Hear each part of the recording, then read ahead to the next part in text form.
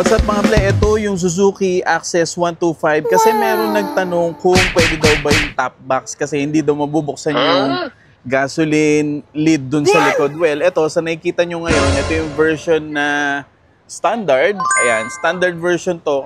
Well, applicable din naman yun kahit sa may Ride Connect version. Pero ito, pakita ko lang sa inyo.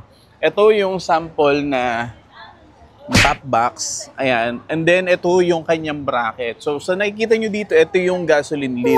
Pag binuksan natin yan, for sure, ma-open pa natin yan. Kaya ito, papakita ko sa inyo, Para i-open yung ating gas lid, all you need to do is push and then papunta sa right para bumukas yung gas lid.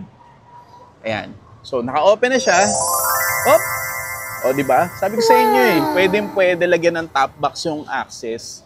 At ayan, maluwag na maluwag yung kanyang gasoline lid or door. Ayan o.